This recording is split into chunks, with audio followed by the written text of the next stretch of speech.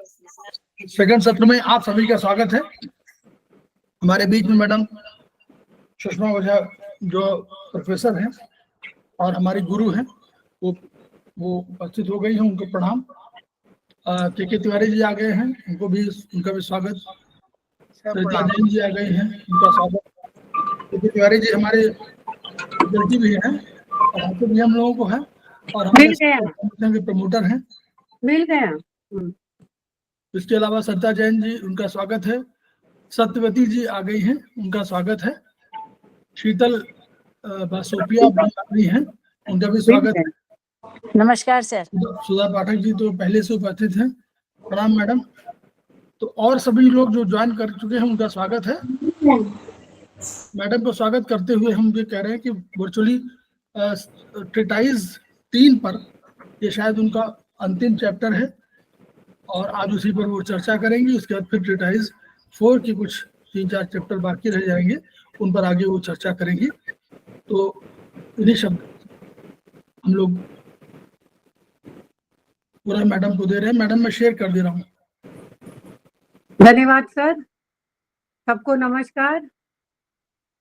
और आज tissue meridian की ये अंतिम क्लास है। नमस्ते सर। नमस्ते मैम। नमस्ते सर। नमस्ते नमस्ते। आज ये टिश्यू मेरिडियन की अंतिम क्लास है। तो अब तक हम लोग ने कुल टिश्यू मेरिडियन 8 टिश्यू मेरिडियन है, जिसमें 4 टिश्यू मेरिडियन हाथ की उंगलियों पे है और 4 टिश्यू मेरिडियन पैर के उंगलियों पे है।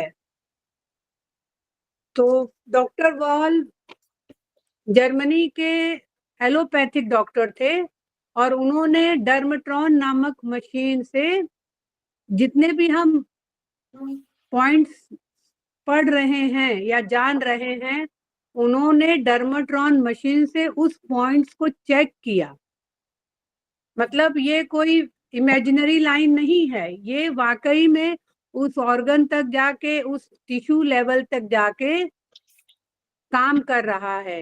ये सारे टिश्यू मेरिडियन। और मुंबई में तो एक व्यक्ति है, वो सिर्फ डॉक्टर वॉल के टिश्यू मेरिडियन से ही सारे बीमारी का इलाज कर रहे हैं। ना वो टीसीएम पे जाते हैं, ना वो आयुर्वेद पे जाते हैं। उनको इतना इस टिश्यू मेरिडियन पे विश्वास है, बोलते हैं कि हम 25 पॉइंट लगाएं, उससे बड़ा हमें 3-4 पॉइंट 5 पॉइंट से हमको इतने अच्छा रिजल्ट मिलता है। क्योंकि डॉक्टर वॉल ने डर्मेट्रॉन नामक मशीन से सारे पॉइंट्स को चेक किया और देखा कि उस मेरिडियन पे ये पॉइंट हैं, वाकई में है, कोई इमेजिनरी पॉइंट नहीं है। तो पहले हम लोग ने जो 4, एक थोड़ा सा रिवीजन है कि जो 4 हम लोग ने उंगलियों पे पढ़ा था टिश्यू मेरिडियन। पहला था लिम्फ मेरिडियन, जो हमारे पूरे शरीर से लिम्फ को निकाल रहा है। जैसे डॉक्टर्स लोग बोलते हैं एक्सरसाइज करिए, वॉकिंग करिए, जिम जाइए, तो उससे क्या होता है, जो हमारे आर्टरीज या वेन्स में जो गंदगी है वो हमारे एक्सरसाइज से निकलती है। लेकिन बूढ़े व्यक्ति हैं, वो ना जिम जा सकते हैं, ना वो एक्सरसाइज कर सकते हैं। तो उनके लिए अगर कहीं लिम्फ की प्रॉब्लम है पूरे शरीर में, तो लिम्फ मेरिडियन, और इसमें लगभग 24 पॉइंट है लिम्फ मेरिडियन में। दूसरा मेरिडियन था आपका Andy meridian, nerve degeneration meridian. ये सारे नर्व के पॉइंट हैं, क्योंकि जैसे हमारे शरीर में ब्लड का फ्लो हो रहा है, वैसे ही पूरे शरीर में हमारे नर्व का भी फ्लो है। और कहते हैं कि जो हमारे नर्व्स होते हैं, एकदम जो हमारे एक बाल है उसके बराबर पतले पतले होते हैं। और कहीं भी अगर नर्व्स का तारमतर टूट जाता है तो कहीं सुन्नपन आ जाता है, कहीं पे दर्द होने लगता है, कहीं पे आदमी जैसे एक लोटा या कोई कटोरी नहीं पकड़ पाता है, क्योंकि उनके हाथ में जान ही नहीं लगता है। तो इतना महत्वपूर्ण पॉइंट है नर्व डिजनरेशन मेरिडियन। और ये भी क्या, नर्व डिजनरेशन एक बैक नहीं आता, ये धीरे धीरे धीरे धीरे कई सालों में ये नर्व डिजनरेशन दिखता है। तो इसमें लगभग कितने पॉइंट है एंटी मेरिडियन में, कोई बता पाएगा?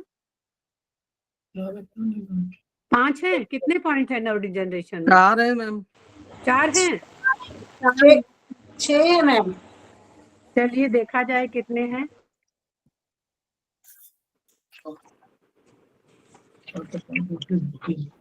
केवल 4 पॉइंट है मैम, 4 पॉइंट है। 8 पॉइंट है, लिख लीजिए। ये आपके वाइवा में भी आ सकता है कि नर्व डिजेंशन मेरिडियन में कितने बिंदु हैं, तो 8 बिंदु हैं। लिम्फ मेरिडियन में कितने बिंदु हैं, कितना मैंने बताया था आपको? 14 बोलते हैं हम लोग, 14। 24 बिंदु हैं। 24 बिंदु हैं, ठीक है। उसके बाद हम लोग ने क्या पढ़ा था? ओआर मेरिडियन पढ़ा था, नहीं एडी मेरिडियन पढ़ा था। इस एडी मेरिडियन में हमारे कुल 8 बिंदु हैं, 8 पॉइंट्स हैं। और ये सारी एलर्जी कहीं की भी हो, स्किन की एलर्जी हो गई, ऑर्गन की एलर्जी हो गई, खाने पीने की एलर्जी हो गई, सन की एलर्जी हो गई, या इंसान को देख के भी एलर्जी हो जाती है। आपको पता होना चाहिए कि एक इंसान दूसरे इंसान को भी देख के उसको एलर्जी हो जाती है। तो अगर वो व्यक्ति आपके सामने आता है तो आपको उसको पॉइंट देना है कि कम से कम वो आपसे एलर्जी ना रखे, ठीक है। तो एलर्जी का अगर किसी को इंसान पे भी प्रॉब्लम आ रही है तो कुछ मत करिए, AD1B लगा दीजिए। AD1B क्या है? CMP CMP है, तो वहां पे ये काम करेगा। कोई आपसे व्यक्ति एलर्जी रख रहा है तो आप इसको पॉइंट लगाने लगेंगे तो फिर धीरे धीरे उसकी एलर्जी आपसे खत्म हो जाएगी। इसके बाद हम लोग क्या पढ़ा था? Organ degeneration meridian. तो इसमें कितने बिंदु हैं? कुल 11 बिंदु हैं। वो 11 बिंदु मतलब पूरे शरीर में कोई भी ऑर्गन हो, कोई भी टिश्यू हो, कोई भी वेन्स हो, उसमें अगर डिजनरेशन स्टार्ट हो रहा है, सिस्ट हो रहा है, फाइब्रोसिस हो रहा है, तो हम लोग ऑर्गन डिजनरेशन मेरिडियन का चुनाव करते हैं। इसमें कुल आपके 11 बिंदु हैं। उसके बाद हम लोग ने पैर में देखा था। अब देखिए 4 तो हमारे उंगलियों पे हो गई, हाथ की उंगलियों पे। अब 4 जो है पैर के उंगलियों पे है। तो पहला है जेडी मेरिडियन, और इसमें जितनी भी हड्डियां हैं हमारे शरीर के अंदर, जॉइंट्स हैं, हड्डियां हैं, लिगामेंट्स हैं, कुछ भी हैं, अगर उसमें कुछ वेयर एंड टियर हो जाता है तो ये जेडी मेरिडियन एकदम मिराकुलसली काम कर रहा है। मैं तो यहाँ पे 22 साल से जुड़ी हूँ और मैं शायद बहुत सारी क्लासेस टाइप 3 की ले चुकी हूँ, लेकिन वही बात है कि जितना जब हम लोग पढ़ते हैं तब तक वो चीज याद रहती, जैसे ही हम लोग छोड़ देते हैं वो चीज हम लोग भूल जाते हैं। ये सबकी हालत है, मैं अपनी नहीं सबकी मैं ये हालत बता रही हूँ। तो जब मैंने जेडी मेरिडियन पढ़ा तो उसमें ये देखा कि JD1 भी तो मैं जानती थी, it is a CMP of the whole bone of our body. तो मेरी बिटिया को कुछ स्कैपुला में प्रॉब्लम है, तो मैंने ये JD1B, आज 4 दिन हो गया जब से मैंने जेडी मेरिडियन पढ़ाया। मैं अपनी बात करूं, जब से मैंने JD1B बिटिया को लगाना शुरू कर दिया है, पहले मैंने वहां चेक किया, जैसे मैंने उस पॉइंट को उंगलियों से ट्विस्ट किया तो एकदम वो चीख गई, हाँ मम्मी बहुत दर्द कर रहा है। तो बस कुछ नहीं कर रही हूँ, बस JD1B को मैं टोन कर रही हूँ, क्योंकि यहाँ पे सीडेट नहीं करे, क्योंकि ये काफी सालों की प्रॉब्लम है स्कैपुला की। वहां पे मैंने टोन कर रही हूँ, तो धीरे धीरे जो स्कैपुला बोन तो वो उठ गया था, वो धीरे धीरे अब लग रहा है जैसे अपनी जगह वो पहुंच रहा है।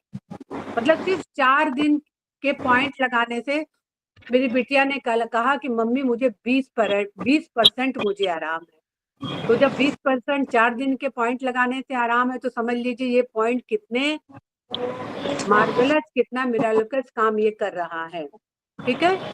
तो इसमें कितने पॉइंट है? कुल 7 बिंदु हैं, पैर में है ये। उसके बाद क्या था? Fibroid, FD meridian. तो इसमें भी कुल 5 बिंदु हैं। तो कहीं भी अगर फाइब्रोसिस हो गया स्किन में, कनेक्टिव टिश्यू में, कोई ऑर्गन में, कोई मेरिडियन में, तो ये फाइब्रॉइड डिजनरेशन मेरिडियन वहाँ धीरे धीरे धीरे धीरे कहीं भी अगर फाइब्रोसिस हो गया है तो उसको ये ठीक करेगा। और इवन ब्रेस्ट में, अगर ब्रेस्ट में भी कोई प्रॉब्लम हो रहा है तो वहां भी ये फाइब्रॉइड डिजनरेशन मेरिडियन काम करेगा। तो इसमें कितने पॉइंट हैं? कुल 5 बिंदु हैं। उसके बाद माइक खुला हुआ है, डिस्टरबेंस आ रहा है मैम। पता नहीं किसका माइक खुला है। हाँ, कुछ ऐसे आवाजें आ रही हैं जैसे। उसके बाद कल हम लोग ने पढ़ा स्किन डिजनरेशन मेरेडियन, और इसमें 7 बिंदु हैं, और ये मेरेडियन बायलैट मतलब जितने भी मेरेडियन सारे बायलैटरल, यानी लेफ्ट साइड भी है, राइट साइड भी है। और इस स्किन मेरेडियन में कहीं भी स्ट्रेच मार्क्स हो, कहीं भी स्कार हो, ऑपरेशन के दाग हो, तो वो ये स्किन डिजनरेशन मेरेडियन बहुत अच्छे से काम करता है। इसको अगर कहीं आपको डाउट हो रहा है कि हम टोन करें, सिडेट करें, कुछ मत लगाइए, अब सिर्फ मेथी दाना लगा दीजिए, तो वो वही काम करेगा जो आपका बॉडी मांग रहा है, वही काम करेगा। ऐसे मत सोचिए कि हमने टोन कर दिया या सिडेट कर दिया तो क्या हो सकता है। कभी कभी क्या होता है कि बॉडी दिखता कुछ और है और सिम्टम्स कुछ और होते हैं। जैसे हमारे यहाँ एक बहुत पहले, हम लग रहा है 10 साल पहले, एक पैथोलॉजी के डॉक्टर आए थे एक्यूप्रेशर सीखने, तो उन्होंने सिंगल पॉइंट का बुक ले गए, और वो इनके रिश्तेदार आए थे, और उन्होंने उनके सारे सिम्टम्स दिख रहे थे कि ये ऐसे ऐसे सिम्टम्स है, लेकिन उन्होंने ये ध्यान नहीं दिया कि वो व्यक्ति बहुत ही बुजुर्ग भी है, और बुजुर्ग का मतलब उसमें एनर्जी भी कम है। तो उसने क्या किया, वहां लिखा था कि सिडेट करना है, और उन्होंने सिडेट कर दिया। जैसे ही सिडेट किया उस पॉइंट को, वो व्यक्ति को पैरालिसिस अटैक आ गया, और ये तो कहिए वो रिश्तेदार थे तो बच गए, नहीं तो शायद अगर कोई आम व्यक्ति होता तो वो जेल भी जा सकते थे। तो कभी कभी अपने बुद्धि विवेक से भी हमको काम लेना है। अगर बहुत ही कमजोर व्यक्ति है, बुजुर्ग है, उसमें ताकत नहीं है, या बहुत दिनों से वो बीमारी में चल रहा है, तो कभी कभी क्या होता है, जो आपने ट्रीटमेंट दिया स्टोन या सिडेट, वो भी वो सहन नहीं कर पाता है, और तुरंत वो बेहोश हो जाता है। हमारे यहाँ एक्यूप्रेशर में इलाहाबाद में भी होता है, कोई व्यक्ति बहुत दिनों से बीमार है, महिला या पुरुष, और जैसे ही हमने उनको पॉइंट लगाया वो तुरंत गिर गए, बेहोश हो गए। तो क्या होता है, वो डर जाते हैं कि पता नहीं कौन सी ये थेरेपी है, कौन सी ये पैथी है कि इसमें आदमी बेहोश हो जा रहा है। तो इसलिए हमें मरीज को देखते हुए भी हमें कभी टोन सिडेट नहीं भी करना है, तो सिर्फ आप एक स्टार मैग्नेट लगा दीजिए, मेथी का दाना लगा दीजिए, मत टोन सिडेट चक्कर में बिल्कुल मत पड़िए आप। ठीक है, तो आज हम लोग पढ़ेंगे अंतिम पैर का, ये अंतिम टिश्यू मेरेडियन है जिसका नाम है फैट डीजनरेशन वेसल, जिसको फैट मेरेडियन के नाम से जानते हैं। ये मेरेडियन हमारे 4th टो के टिबियल साइड के प्रारंभ होकर पांव के डोर्सन तक जाती है, और इसमें मात्र 4 बिंदु हैं। लेकिन अगर इसी 4 बिंदु पे सिर्फ हम मेथी पट्टी माने मेथी के एक दाने लगा दें, तो अगर कोई मोटा व्यक्ति है, मतलब खाने पीने की बात मैं नहीं कर रही हूँ, वो खाना तो कम खा रहा है लेकिन फिर भी उसका शरीर मोटा है, इसका मतलब उसके शरीर में सूजन है। तो आपको कुछ नहीं करना है, वहां पे एक मेथी की पूरी एक लंबी लकीर लगा देनी। सिर्फ 4 पॉइंट है, F fat D1, fat D1B, यहाँ भी फैट D1B CMP है, fat D2 and fat D3। बस इस चारों पॉइंट पे सिर्फ एक मेथी की आप पट्टी लगा देंगे तो बहुत अच्छे रिजल्ट आते हैं। धीरे धीरे वजन भी कम होता जाता है। लेकिन अगर किसका खाने पे बहुत ज्यादा है, मतलब उसका फूड मतलब बहुत खाना इंटेक ले रहा है, तो वहां पे ये जल्दी काम नहीं करता है। ठीक है, तो इसकी जो फैट डिजेशन वेसल है वो कहीं भी काम करेगा, बाहरी रूप से भी और अंदरूनी रूप से भी। जैसे आपने सुना होगा, आप अल्ट्रासाउंड कराने जाते हैं तो क्या निकलता है, फैटी लिवर निकल जाता है, फैटी हार्ट निकल जाता है, फैटी जॉ बोन्स निकल जाता है, फैटी ब्रेन निकल जाता है। इसका मतलब ये फैट डिजेनरेशन वेसल मेरेडियन कहीं भी शरीर के बाहर या अंदर के ऑर्गन में फैट डिपॉजिट हो गया है या फैटी कोई हमारा ऑर्गन हो गया है, तो उस फैट को निकालने का काम ये फैट डिजेनरेशन वेसल करता है। और ये फैट डिजेनरेशन वेसल कहीं भी अगर टिश्यू लेवल तक भी प्रॉब्लम है, टिश्यू लेवल तक, तो ये उसको ठीक करने का काम करता है। जैसे आर्टेरियल स्क्लेरोसिस यानी हार्ट की धमनियां कठोर हो जाएं, सेरेब्रल स्क्लेरोसिस यानी ब्रेन की जो है सारी टिश्यूज कड़क हो जाएं, कोरोनरी वेसल्स यानी हार्ट को जो ब्लड सप्लाई करते हैं वहां के वेसल्स कठिन हो जाएं, और लिपॉइड नेफ्रोसिस रिलेटेड है आपका गुर्दे से। तो गुर्दे से किडनी में अगर वसा जमा हो जाएगा तो वो हमारे ब्लड को नहीं छान पाएगा। तो जैसे ब्लड को नहीं छानेगा तो क्या होगा, ब्लड में गंदगी रह जाएगी और फिर वो पूरे बॉडी में लगातार चलता रहेगा। तो हमारा शरीर भी 3 तरह से ट्राइपॉडिक ब्लड को छानती है। पहले कौन ब्लड को छानता है? लंग्स छानता है। लंग्स क्या करता है? ऑक्सीजन वेन्स के थ्रू जब लंग्स पे आता है ब्लड, तो वहां से वो CO2 निकाल के ऑक्सीजन भर के हार्ट को दे देता है। हार्ट भाई इसको पूरे शरीर में सर्कुलेट करिए।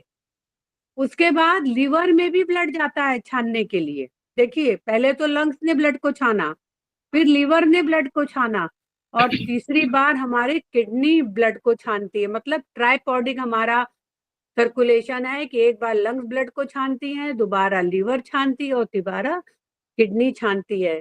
कहते हैं कोई भी अगर ऑर्गन अंदर से डिस्टर्ब हो गया है तो वो एक दिन में नहीं होता है, वो धीरे धीरे धीरे धीरे हम उस चीज को समझ नहीं पाते हैं, हम लोग उसको इग्नोर कर जाते हैं। अरे ये तो ठीक है, अभी तो हम ठीक हो जाएंगे, लेकिन आगे चल के वही जानलेवा हो जाती है। अभी कल बिटिया हमारी एक वीडियो दिखा रही थी कि वहां पे एक 35 इयर्स की फीमेल है, उसका बेटे का 5वां बर्थडे है और वो गोद में लेके, जैसे होता है ना छोटा सा गैदरिंग टाइप होता है कोई होटल वगैरह में, वो बर्थडे मना रही है, वो बच्चे को गोद में लिए 5 साल के, और बस जैसे ही वो किसी को बच्चा दे रही है और वो वहीं स्टेज से ऐसे नीचे गिर जा रही और शी डाइड।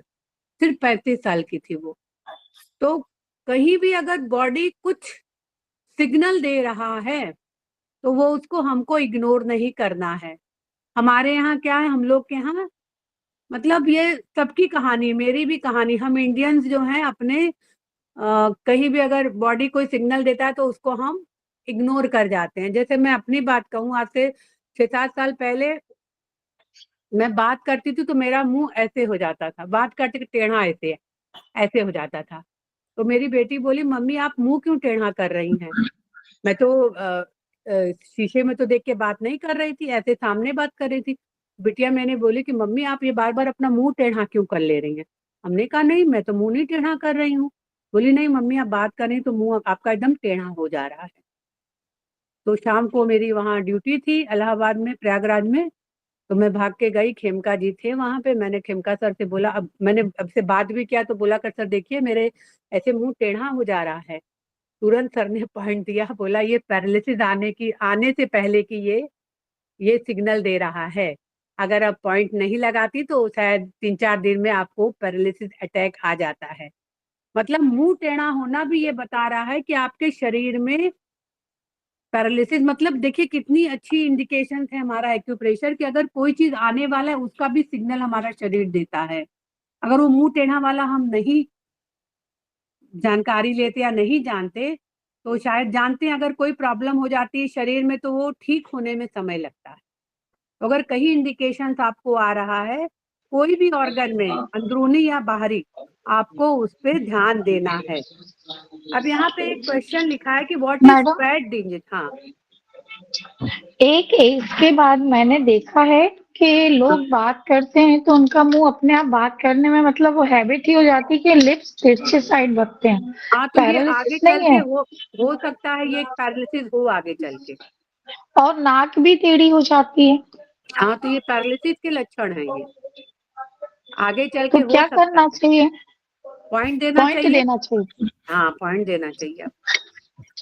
अच्छा, मेरी ननद का ऐसा है, जब वो बात करती है ना तो मैं उनको हमेशा बोलती दीदी आपका ये मुंह देखो, और का टेढ़ा, कहती नहीं भाभी ऐसा तो नहीं। हाँ, तो ये पर वो जब भी बात करेंगी ना तो उनके लिप्स से एक साइड को पक के बात करती हैं वो।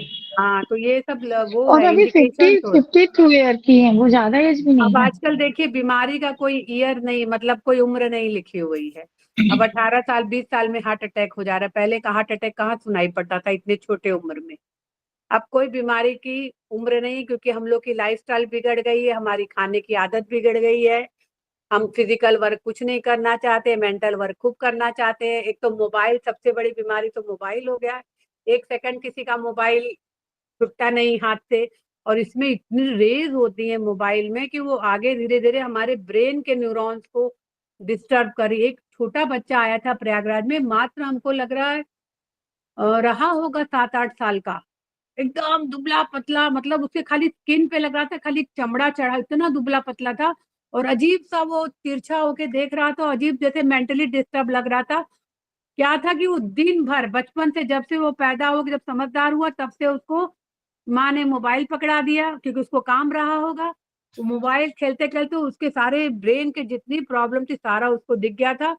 और वो समझ लीजिए ट्रीटमेंट आता था करने, लेकिन जानती हैं कि एक बार अगर कोई चीज़ डिस्टर्ब हो जाती है तो उसको ठीक करने में समय लगता है। बॉडी तो इंडिकेशंस देती है, लेकिन हम ही लोग उसको इग्नोर कर जाते हैं। तो अब यहाँ पे पूछा गया है कि व्हाट इज फैट डिजनरेशन।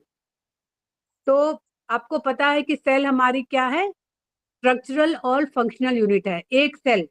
और हमारे शरीर में कितने सेल हैं? ट्रिलियंस ऑफ सेल हैं। तो प्रत्येक सेल जो है प्रोटीन और चर्बी से बनी होती है। लेकिन क्या होता है कि जो हमारा फैट होता है वो एक अनुपात में जमा होना चाहिए, लेकिन क्या होता है वहां पे बहुत ज्यादा एक्यूमुलेट, यानी बहुत ज्यादा जमा हो जाता है। कहीं भी क्या होता है, जो कहते हैं ना मेटाबॉलिज्म, किसी का मेटाबॉलिज्म बहुत अच्छा होता है, वो कितना भी खाता पीता है वो दुबला पतला रहता है, और कोई व्यक्ति क्या है बहुत कम खाता है फिर भी वो मोटा रहता है। इसका मतलब उसका मेटाबॉलिज्म बहुत धीमा है। तो क्या होता है, जो ये सेल है उसमें क्या क्या चीज है, प्रोटीन भी है, कार्बोहाइड्रेट भी और फैट भी है। लेकिन अगर यही आपका फैट जो है, मेटाबॉलिज्म क्या हो रहा है, डिसरप्ट हो जाए, यानी टूट नहीं पा रहा है, किसी एंजाइम की कमी है, वो टूट नहीं पा रहा है, तो क्या हो रहा है कि हमारे शरीर में फैट की डिपॉजिट अधिक हो जा रही है, ज्यादा इकट्ठी हो जा रही है। तो ये कैसे भी हो सकता है, कोई इंजरी हो गई है उसके कारण हो सकता है, कभी लीवर एनलार्ज हो गया, लीवर में सूजन आ गई, किडनी में प्रॉब्लम हो गया, हमारा जो हृदय है उसके मायोकार्डियन में प्रॉब्लम हो गया। और यहाँ पे ये कहा गया है कि ये मोस्टली किस कारण होता है, जैसे कोई कार्बनिक विष है जीवाणु रहित, उसके कारण हो रहा है, या रक्त में ऑक्सीजन के कमी के कारण। तो ये ज्यादा किसमें कमी हो जाती है, रक्त में ऑक्सीजन ज्यादा करके जो एनीमिक पेशेंट होते हैं उसमें ज्यादा हो जाता है। इस कारण ये फैट का डिपोजिशन हो जाता है जहां नहीं होना चाहिए। तो ये जो हमारा फैट डिजेनरेशन वेसल है, ये कार्डियक मसल, जो हमारी हार्ट है, हार्ट में हार्ट के जो मसल्स को कार्डियक बोलते हैं, यानी ये मेडिकल टर्म है। तो वहां पे जो है जमा हो जा रहा है, शरीर में जो है टॉक्सिन जो किडनी के द्वारा बाहर निकलना वो नहीं निकल पा रहा है। एक डिप्थेरिया नामक गले का रोग है, उसके में भी फैट डिपोजिशन हो रहा है। और कभी कभी जो कोरोनरी आर्टरीज हैं उसमें भी फैट डिजेनरेशन डायग्नोज होता है। क्या होता है उसमें, with only small drop of MP. MP का मतलब क्या होता है बताइए कोई, एमपी क्या होता है, what is the meaning of MP? Measurement. हाँ, तो ये क्या कर रहा है, हमारे पेरिफेरल लीवर सेल्स को भी प्रॉब्लम कर रहा है, आंतों की टीबी भी हो जाती है। और कहीं कहीं कोई केमिकल फैक्ट्री में काम कर रहा है तो वहां पे भाई हम लोग कुछ तो कुछ इनहेल कर रहे हैं, तो उसके पॉइजनिंग से भी हो रहा है। और आजकल जो चल रहा है मशरूम खाने की प्रथा, तो वहां पे भी मशरूम पॉइजनिंग से भी ये प्रॉब्लम डिजेनरेशन वाली हो रही है। तो कहीं भी अगर डिजेनरेशन हो रहा है तो वो लीवर के लोब में दिखेगा, जो क्रॉनिक एनीमिया के पेशेंट है उसमें दिखेगा, हाइपोक्सीमिया मतलब कि धमनी में ऑक्सीजन सही से नहीं पहुंच रहा है, या कोई पुराना एनीमिक पेशेंट है उसको भी ये प्रॉब्लम दिखेगा। और कहीं कहीं क्या होता है, कोई केमिकल फैक्ट्री में काम कर रहा है तो वहां के भी टॉक्सिक्स डैमेज हो रहे हैं जो शरीर के अंदर जा रहे हैं, उसमें भी ये दिख रहा है ये फैट डिजनरेशन। अब यहाँ पे एक शब्द आया है, व्हाट इज लिपोमेटोसिस? क्या मतलब होता है लिपोमेटोसिस का? कोई बता सकता है?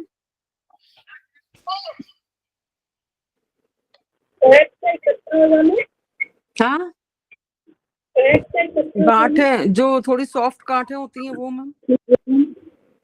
ये दिखती है ज्यादा करके जनरल ओबेसिटी में, यानी जो मोटा व्यक्ति है उसमें ये लिपोमेटोसिस दिखता है।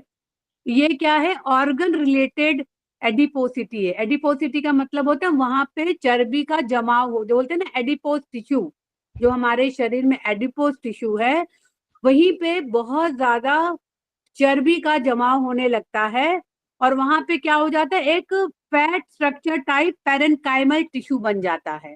और ये जनरल जो मोटे व्यक्ति होते हैं इसमें ज्यादा दिखता है। और इसमें क्या होता है, जो वसा का मतलब फैट का सिस्ट बनने लगता है, फाइब्रोसिस बनने लगता है। और इससे क्या होता है, व्यक्ति कुछ भी ना खाए, यानी थोड़ा बहुत भी खाना खा रहा है तो भी वो मोटा होता जाता है। तो आपको पता होना चाहिए कि जो नेचुरल फैट है हमारे शरीर में वो प्लाज्मा का एक महत्वपूर्ण तत्व है। आपको पता है जब आप ब्लड टेस्ट कराने जाते हैं तो ट्राइग्लिसराइड्स और फैटी एसिड्स में क्या होता है, एक माप है कि इतना ही ट्राइग्लिसराइड होना चाहिए या फैटी एसिड होना चाहिए, लेकिन इसका जो है एरिया बढ़ जाता है। तो जो शरीर में जो विशेष कोशिकाएं हैं उसमें क्या होता है, संग्रहित होने लगता है और इस विशेष कोशिकाओं को एडिपोज टिश्यू कहते हैं। तो जब हम समान रूप से बात करते हैं तो ये जो नेचुरल फैट का जमाव है ये सामान्य होना चाहिए, लेकिन कभी कभी क्या होता है वहीं पे फाइब्रोसिस टाइप फैट का फाइब्रोसिस होने लगता है और ज्यादा करके ये हमारे लिवर को, किडनी को और हमारे हार्ट रोग को ये मतलब जन्म देता है, ये आपका फैट डिजनरेशन। तो इसलिए इसको आपको लिपोमेटोसिस को जो है ये एक तरह का क्या है, क्या बोलते हैं, डिसऑर्डर है, मेटाबॉलिज्म का डिसऑर्डर है, जिसमें जो है फैट का डिपोजिशन होना चाहिए लेकिन इतना नहीं होना चाहिए कि एक फाइब्रोसिस के रूप में ये दिखा रहा है। तो यहाँ पे डॉक्टर लोग विटामिन ए की गोली, विटामिन डी की गोली, विटामिन ई की गोली, विटामिन के की गोली देते हैं ये लोग, जिससे फैट डिपोजिशन अगर हो रहा है तो धीरे धीरे वो शरीर से बाहर निकले, यूरिन के माध्यम से, पसीने के माध्यम से, कहीं से भी ये फैट डिपॉजिट बाहर निकले। तो अगर फैट डिजेनरेशन आपको कहीं दिख रहा है तो आप ये फैट डिजेशन वेसल मेरिडियन का चुनाव करेंगे। और यहाँ भी फैट D1 भी यहाँ इसका CMP है। तो पहले हम लोगे फैट D1। तो फैट D1 की लोकेशन देख लीजिए, ये आपके छोटी उंगली के बगल वाली उंगली में एकदम नाखून के एकदम लग के है, मतलब नाखून से टच करके ये पॉइंट लगेगा फैट D1। और ये कहाँ कहाँ काम कर रहा है, अगर आपके डिजनरेशन फैटी यानी एब्डोमेन, पेड़ू और हमारे लोअर एक्सट्रीमिटीज यानी हमारे पैर, यानी किसी के पेट बहुत ज्यादा मोटा दिख रहा है, पेल्विस एरिया बहुत ज्यादा थुलथुल दिख रहा है, पैर बहुत ज्यादा मोटे लग रहे हैं, इवन अगर आप अल्ट्रासाउंड कराने जाते हैं तो फैटी लीवर है, लिपोइड नेफ्रोसिस है, लिपोमाइटोसिस ऑफ द पेनक्रियाज है, यानी पेनक्रियाज में भी फाइब्रोसिस दिख रहा है, लिपोमोटिसिस दिख रहा है। तो आपको सिर्फ 2 पॉइंट देना है, फैट D1 और फैट D1B। फैट D1B क्यों देना है, क्योंकि ये आपका CMP है। और अगर आपको पॉइंट चेक करना है तो पहले उस पॉइंट को आप दबाएंगे, किससे दबाएंगे, उंगलियों से दबाएंगे, वो प्रोब से नहीं दबाएंगे, उंगलियों से दबाएंगे। तो अगर प्रॉब्लम होगी तो वो खुद ही बताएगा कि हाँ दर्द कर रहा है, लेकिन कम दबाव देंगे, ज्यादा प्रेशर नहीं देंगे। कम दबाव में भी आपको दर्द समझ में आएगा। अगर ज्यादा प्रेशर दे देंगे तो शायद अगर उंगली मतलब हड्डी अगर पोरस होगी तो हड्डी टूट भी जाएगी। तो आपको हल्का सा प्रेशर देना है, तो अगर उसको प्रॉब्लम होगा तो दर्द होगा। तो फैट D1 नाखून के एकदम जड़ में है और आपको थंब साइड ये है और इंग यांग बॉर्डर लाइन पे है। तो आपको अगर पेट की चर्बी कम करनी है, पेल्विस एरिया की चर्बी कम करनी है, पैर किसी किसी का बहुत मोटा होता है, उसकी जो है फैट को कम करना है, इवन आपका लीवर, आपका गुर्दा, आपका पैनक्रियाज, इसमें अगर जमाव हो गया है तो बस 2 पॉइंट देना है, फैट D1 और फैट D1B। अब फैट D1B कहाँ है? ये आपका कहाँ दिया है? पित्त जॉइंट के जस्ट थोड़ा सा ऊपर है फैट D1B, तो वहां भी आप दबाव दे के देख सकते हैं। तो ये क्या है? पूरे बॉडी का, चाहे वो ऑर्गन हो चाहे वो वेसल हो, पूरे बॉडी का ये क्या है? CMP है, कंट्रोल मेजरमेंट पॉइंट। तो अगर खाली सिर्फ फैट D1B ही दे देंगे तो इस बिंदु पर उपचार देने से शरीर में कहीं भी अगर हमारे फैट डिपोजिशन हो रखा है तो वो धीरे धीरे कम हो जाएगा। कितने महीने में कम होगा या कितने दिनों में कम होगा? कितने दिनों में कम होगा? कोई बता सकता है? मैम बॉडी पर डिपेंड करेगा ना, जिस कम हाँ? वेट होगा। मैम ये तो बॉडी पर डिपेंड करेगा ना, जिसमें हाँ, होल बॉडी, पूरे ऑर्गन्स, पूरा वेसल, पूरे बॉडी का ये CMP है। और यहीं पे जब आप दबाव देंगे तो दर्द भी वहां पे होगा। और अगर इसी पे आप सीडेट वाला BM2 लगाएंगे तो जितना वसा है, लेकिन आपको अपने फूड पे भी कंट्रोल रखना है। ये नहीं कि चाउमीन, बर्गर और क्या क्या खाते जा रहे हैं और उसके बाद सोच रहे हैं कि फैट D1B वहां पे फैट को कम करेगा। नहीं, आपको अपने खाने पे भी कंट्रोल करना है, क्योंकि आजकल जितनी भी प्रॉब्लम्स है सारी लाइफस्टाइल डिसीज है। पहले जमाने में लाइफस्टाइल की कोई प्रॉब्लम ही नहीं रहती थी, लोग फिजिकल वर्क करते थे, काम करते थे, चक्की चला के गेहूं आटा पीसते थे, बेसन सब करते थे, है ना। तो आपको सिर्फ लगाना है फैट D1B। तो ये बिंदु पूरे शरीर के, पूरे ऑर्गन्स के, पूरे वेसल्स के, ये होल बॉडी का ये CMP भी है। और इसको लगाने से धीरे धीरे अगर शरीर के अंदर या शरीर के बाहर कहीं भी फैट जमा हो रहा है तो ये धीरे धीरे कम होके खत्म हो जाएगा। लेकिन 1-2 दिन में नहीं काम करेगा। हमारे अग्रवाल सर बोलते हैं कि हम लोग जादू की छड़ी नहीं रखे हैं कि आपके ऊपर घुमाए और आप ठीक हो गए। नहीं, आपको मिनिमम 3 मंथ्स ये पॉइंट लगाने हैं और डेली लगाने हैं, आपको डेली लगाने हैं और कम से कम 3 मंथ्स लगाने हैं। और अगर जिंदगी भर भी लगाना है तो कोई प्रॉब्लम नहीं, एक ही तो पॉइंट है फैट D1B, बस लगा के छोड़ देना है। ठीक है। तो फैट D1B कहाँ पे है? पित्त जॉइंट के जस्ट ऊपर, बस 1 पॉइंट, दोनों पैरों में बांध लीजिए, पूरे शरीर के वसा को निकाल के ये बाहर करेगा। आपका वजन भी कम होगा, वेट द्वारा भी और इंच द्वारा भी आपका वजन कम होगा। आपको जिम जाने की जरूरत नहीं, लेकिन चलना तो है ही है, वॉकिंग तो करनी ही करनी है। अब फैट D2, चलिए फैट D2 की लोकेशन देख लीजिए। फैट D की लोकेशन है आपका कफ जॉइंट के थोड़ा सा ऊपर है, कफ जॉइंट है उससे थोड़ा सा ऊपर है फैट D2। अब ये कहाँ कहाँ के फैटी डिजेनेरेशन को निकालेगा? जितने भी चेस्ट में और ऑर्गन्स है, जितने भी चेस्ट में, उसके फैटी डिजेनेरेशन को निकालेगा। जैसे हार्ट में, हार्ट मसल्स में, और कोरोनरी वेसल्स में, आर्टरीज में। हमारे हाथ देखे होंगे, किसी किसी के हाथ भी बहुत मोटे मोटे होते हैं, तो अपर एक्सट्रीमिटीज यानी हाथे बाहों में, और अयोर्टा में। अयोर्टा क्या है? हमारे हार्ट का वो जगह है जहाँ पे उसके द्वारा पूरे शरीर में निरंतर ब्लड सप्लाई होता रहता है। तो अगर इस जगह पे फैटी डिजेनरेशन है तो आपको फैट D2 ले लेना है। ठीक है,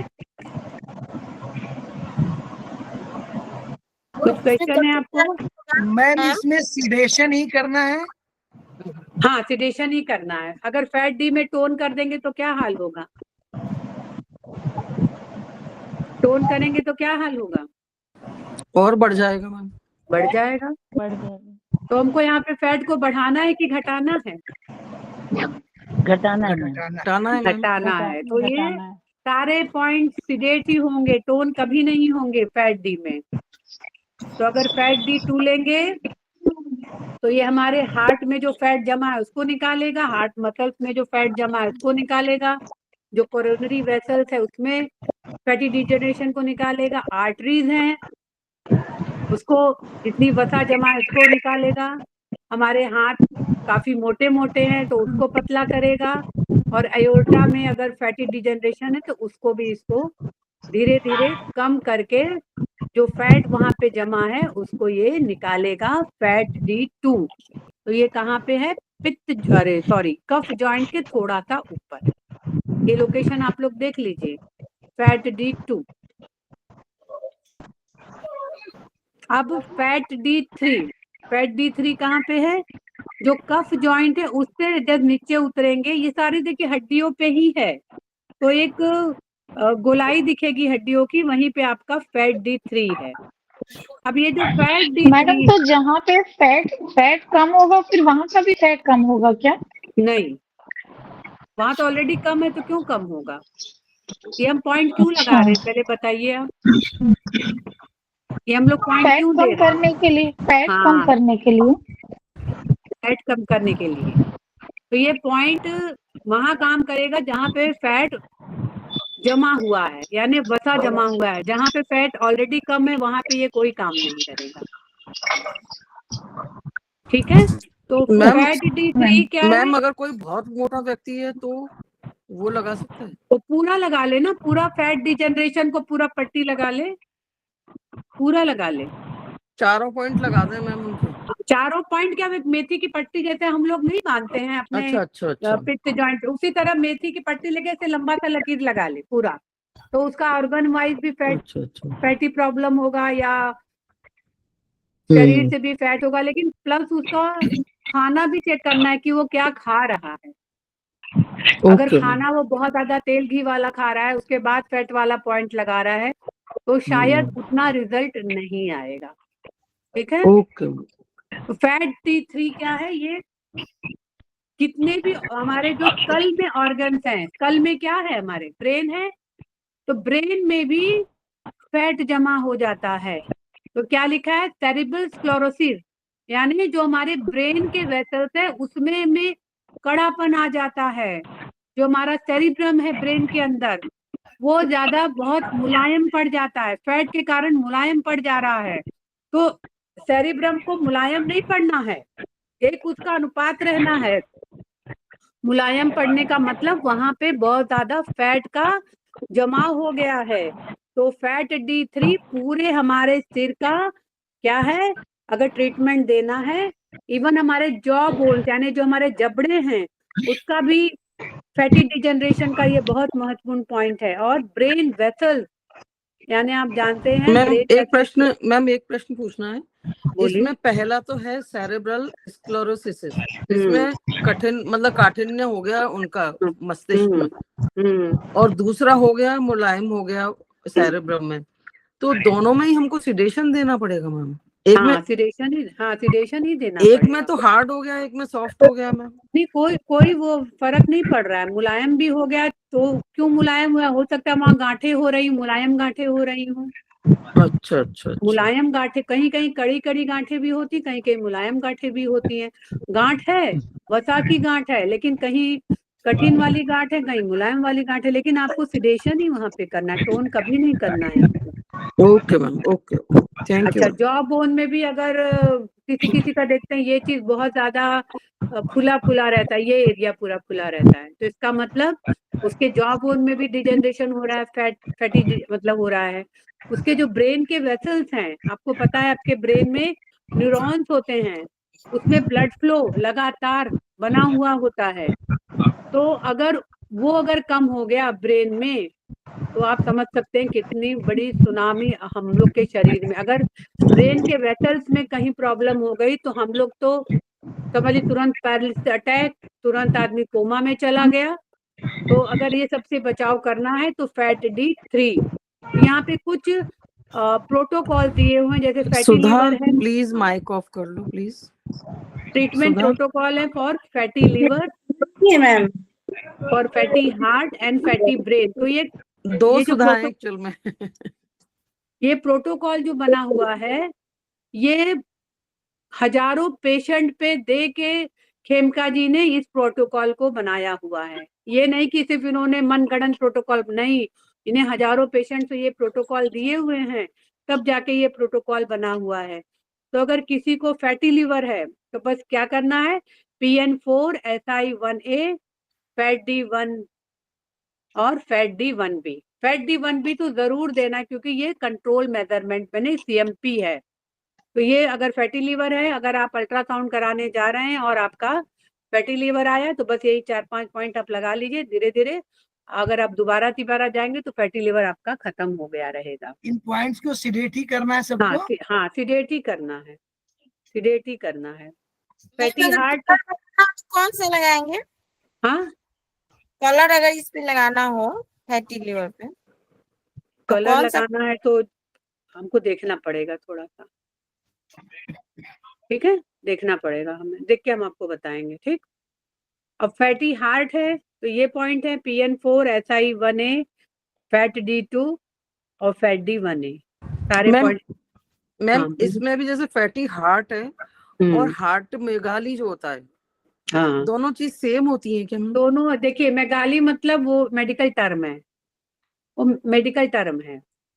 तो फैटी अच्छा हार्ट या मेगाली वन एंड द सेम है ना, अच्छा, दोनों का ओके मतलब एक ही होता है। Okay, thank you. जैसे किडनी को लोग रीनल बोलते हैं, जैसे जी जी, मेडिकल में आप जाएंगे तो रीनल बोलते हैं, रीनल फेलियर हो गया, यस और हम यस। लोग क्या बोलते हैं, किडनी फेल हो गया। तो दोनों का मतलब एक ही है। तो फैटी हार्ट बोल लीजिए या कार्डियोमेगाली बोल दीजिए, लोग कार्डियोमेगाली बोलते हैं, मतलब मेगाली हार्ट। को हम लोग बोलते हैं कि साइज बढ़ गया ना। हाँ, साइज कब बढ़ेगा, जब हार्ट आपका फैटी हो जाएगा। साइज कब बढ़ेगा, जब सूजन आ जाएगी, तब दैट इज फैटी हार्ट या फैटी लिवर। कार्डियोमेगाली मतलब आपका फैटी हार्ट हो गया। और फैटी लिवर का भी कोई एक शब्द है, मुझे भी समय याद नहीं आ रहा है, कुछ लिवर को भी बोलते हैं, जैसे कार्डियोमेगाली होता है वैसे ही लिवर को भी शब्द मुझे, हिपेटोमेगाली, बोलते हैं। हाँ, हिपेटोमेगाली। हेप्टोमेगाली, वेरी गुड, हेप्टोमेगाली बोलते हैं। हाँ, लीवर को बोलेंगे hepatomegaly, that is fatty liver, and fatty heart को बोलेंगे कार्डियोमेगाली, ठीक है। फैटी ब्रेन को क्या बोलेंगे, फैटी ब्रेन को क्या बोलेंगे? ब्रेन मेगाली। नहीं, ब्रेन मेगाली कुछ और होगा, कुछ और ही होगा। तो अगर फैटी ब्रेन है तो आपके ये सारे पॉइंट है, सारे पॉइंट सिडेट होंगे, क्योंकि आपको पता होना चाहिए हमारे जो ब्रेन है उसके मेनेंजीज हैं, यानी ब्रेन भी हमारा एक कवरिंग में रखा हुआ है। तो अगर मेनेंजीज में स्वेलिंग आ जाती है हाँ, तो मेनिंजाइटिस मैम, मेनिंजाइटिस मेनिंजाइटिस। नाम के यस एक यस। रोग होता है, जिसमें फीवर बोलते हैं 105 तक पहुंच जाता है। फीवर मेनिंजाइटिस में फीवर 105 तक पहुंच जाता है। और कभी कभी व्यक्ति मतलब बच्चा, ज्यादा करके छोटे बच्चों को ज्यादा होता है मेनिंजाइटिस, क्योंकि मेनिंजीज में आइटिस हो गया, यानी इन्फ्लेमेशन हो गया, तो ज्यादा नहीं करके मैम, बड़ों को भी हो जाता है, हमारे एक नोन है उनको होके चुका है अभी हाँ, तो ये ज्यादा 4-5 महीने करके, पहले। मतलब इसमें कोई उम्र का नहीं है, ये किसी को भी हो सकता है। तो जी अगर मैम। फैटी ब्रेन है और मेनिंजेस में स्वेलिंग आ गई है, फैट का वहां पे जमाव हो गया है, तो अगर फैट का जमाव हो जाएगा ब्रेन में तो कायदे से जो है सर्कुलेशन नहीं होगा ब्लड का। तो ब्लड का सर्कुलेशन नहीं होगा तो आपको पता है ब्रेन और स्पाइन हमारा मुख्य भाग है। ब्रेन स्पाइन को ऑर्डर करता है, स्पाइन ब्रेन को ऑर्डर करता है। अगर इसी दोनों में तारतम्य टूट गया तो हाथ कैसे उठाएंगे, हम कैसे चलेंगे, हम कैसे खाना बनाएंगे, हम कैसे खाना खाएंगे, सब ठप हो जाएगा, कुछ चीज नहीं होगा। तो ये ब्रेन और स्पाइन ये अगर मजबूत है या तारतम्य में है तो हम पूरी तरह से स्वस्थ हैं। अब यहाँ पे लिखा है stenosis of heart walls. Stenosis का क्या मतलब होता है, कोई बता पाएगा? What is stenosis of heart walls? Stenosis का मतलब होता है जो हार्ट के वॉल्व होते हैं वो सिकुड़ गए। कितने वॉल्व होते अच्छा, हैं हार्ट में? हार्ट में कितने वॉल्व होते हैं? मैम स्टोनिसिस का मतलब सिकुड़ना हो जाता है? हाँ, स्टेनोसिस मतलब सिकुड़ना। अच्छा ओके। जैसे कपड़ा सिकुड़ जाता है तो हम लोग प्रेस करके उसको ठीक कर लेते हैं। अब हार्ट के वॉल सिकुड़ गए तो वहां हम कहाँ से प्रेस चला पाएंगे? और किडनी स्टोनिसिस हो जाए तो मैम? हाँ, तो वहां भी किडनी के भी जो सारे जो ये है वेन्स आर्टरीज है वो सिकुड़ जाते हैं, स्टेनोसिस उसको बोलेंगे। जी रीनल मैम। स्टेनोसिस हो जाते हैं, रीनल बोलते हैं, रीनल हाँ, stenosis, yes ma'am. Renal stenosis हो जाता है। तो अगर हार्ट के वॉल्स अगर आप इको डॉपलर कराने जा रहे हैं, मतलब हार्ट का, अगर हार्ट के वॉल्स, कितने वॉल्स होते हैं हार्ट में? अब तो बीएचबी आप लोग पढ़ रहे हैं, कितने हार्ट वॉल्स होते हैं? दो कितने होते हैं वॉल्स? दो नाम बताइए तो उनका। पल्मोनरी, हाँ, नाम बताइए। ट्राइकैप्सिड है, बाइकैप्सिड है, बाइकैप्सिड को मिट्रल बोलते हैं, ओटिक है, पल्मोनरी है। तो अगर इसमें स्टेनोसिस हो गया तो फेब्रॉइड D2 और D2A और D1A ये तीनों पॉइंट देंगे दोनों पैरों में और सीडेट करेंगे वहां पे। अब देखिए पल्मोनरी, पल्मोनरी का मतलब लंग्स को मेडिकल टर्म्स में पल्मोनरी बोलते हैं। अगर लंग्स हम अपने भाषा में बोलते हैं लंग्स, लेकिन अगर मेडिकल टर्म में ये लोग पल्मोनरी बोलते हैं। तो अगर पल्मोनरी स्टेनोसिस हो गया यानी लंग्स के आर्टरीज और वेन्स सिकुड़ गए हैं तो आप इस पॉइंट के साथ ये सारे पॉइंट भी देंगे। H9 राइट साइड देंगे। आयोर्टिक अगर स्टेनोसिस है यानी जो हमारा एओर्टा है, जो मुख्य धमनी है जिससे ब्लड सर्कुलेशन पूरे बॉडी में जा रहा है, अगर वहां पे स्टेनोसिस हो गया यानी सिकुड़न आ गई तो H9 लेफ्ट में देंगे, मतलब H9 जो पॉइंट है वो लेफ्ट हैंड में देंगे। और मिट्रल स्टेनोसिस यानी जो मिट्रल वॉल में सिकुड़न आ गई है तो H8 लेफ्ट में देंगे। और ट्राइकस्पिड जो वॉल्व है उसमें अगर सिकुड़न आ गई या स्टेनोसिस आ गया तो H8 राइट में देंगे। तो देखिए आपको लेफ्ट और राइट भी यहाँ पे बताया गया है कि किस जगह आप उसी पॉइंट को राइट में यूज करना है और कब हम वही पॉइंट को हम लेफ्ट में यूज ये करेंगे। वाल्व उधर होते ही हैं, ट्राइकैप्सिड राइट में होगा, एओर्टिक हाँ और मिट्रल मैम लेफ्ट में होगा। इनको क्या करेंगे अगर इनमें प्रॉब्लम, अगर स्टोनिसिस हुआ है तो टोन करेंगे मैम? सिडेट करेंगे। स्टोनिसिस में सिडेट करेंगे? हाँ, टोन करेंगे तो और बढ़ जाएगा ना सिकुड़न, तो सिकुड़न बढ़ जाएगा ना। मैम ये थोड़ा समझ में नहीं आया एक्चुअली। स्टेनोसिस होता क्या है? सिकुड़न है ना। सिकुड़न है ना, तो सिकुड़न- हमको वहां पे उस हाँ, सिकुड़न को हटाना है मैम। तो हटाएंगे तो जब आप उसको किसी sedate चीज को करेंगे हटाना तो है ही- तो हमें हाँ सिडेशन करना। हाँ, सिडेशन करेंगे, टोन करेंगे तो और वो सिकुड़न बढ़ती जाएगी। तो मैम H9 तो कब, अच्छा H9 नहीं, ये LU9 नहीं है। LU9 नहीं है, H9 है। Okay ma'am, okay. LU9 तो हमेशा टोन करते हैं, LU9 यस, कभी सिडेट नहीं हाँ वो करते। कंफ्यूजन होगा मैम। हाँ, LU9 हमेशा टोन राइट, करते हैं, कभी सिडेट नहीं करते हैं। LU9 का एक और नाम है, क्या नाम है LU9 का? लाइफ पॉइंट कुछ करके है मैम। लाइफ पॉइंट नहीं है, कुछ उसका कॉर्प्स बहुत अच्छा। Reviver, corps ma'am reviver, pulse meeting point. नहीं नहीं, कॉर्प्स रिवाइवर पॉइंट। हाँ राइट सर। अगर कोई मरा हुआ व्यक्ति है उसमें अगर जान थोड़ी बहुत बचा है तो आपने LU9 को दबाया, अगर जान होगा तो वो बाहर आ जाएगा। लेकिन ये काम आप लोग शमशान घाट में जाके मत करने लगिएगा, सबका LU9 दबाने लगिएगा आप लोग। ठीक है, अपने घर में कोई बहुत ज्यादा बीमार है या एकदम मरणासन हो गया है तो आप LU9 दबा सकते हैं। तो उसको बोलते हैं कॉर्प्स मीटिंग पॉइंट, यानी कोई व्यक्ति अगर मरणासन, यानी जैसे कोई डूबा है व्यक्ति, उसको बाहर निकाला गया है और उसको LU9 दोनों हाथों में, मतलब ये आपका LU9 है, ये LU9 है, यहाँ पे आप अच्छे से प्रेशर देंगे तो अगर उसमें थोड़ा भी जान है तो वो रिकूप हो जाएगा। अगर जान नहीं है तो कोई बात ही नहीं है, तो खत्म ही है। और कुछ पूछना है तो पूछिए। मुन्नी त्रिपाठी पूछे पूछे क्या पूछना है मुन्नी त्रिपाठी को? हाँ मुन्नी त्रिपाठी जी पूछिए।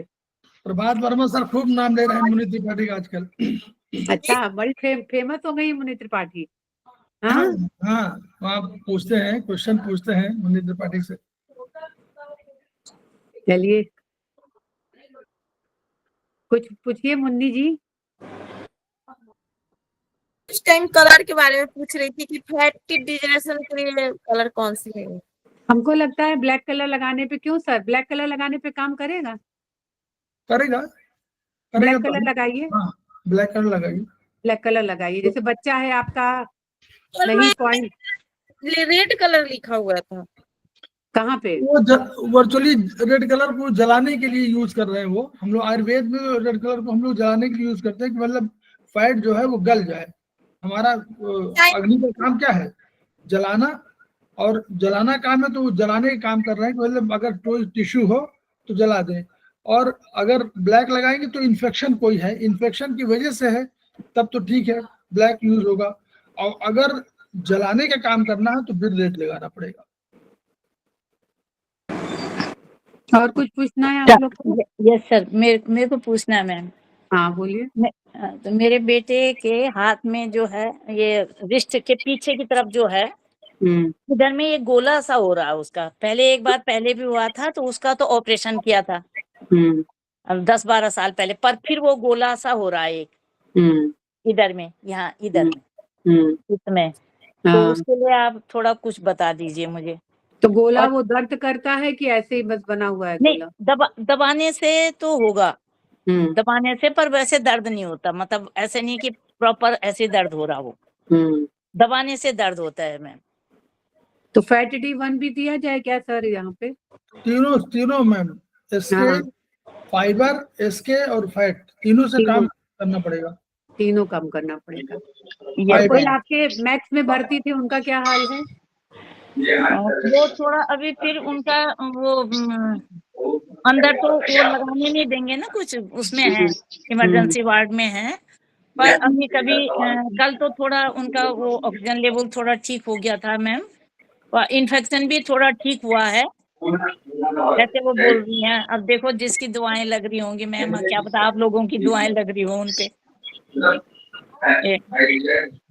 तो सर बता रहे हैं ना, फाइब्रॉइड, फैट और स्किन, तीनों का SCMP लगाएं सर पॉइंट। हाँ, CMP नहीं, CMP लगाइए। एरिया नंबर ये 1 आएगा, एरिया 1 आएगा। हाँ, जो 1 आएगा। हाँ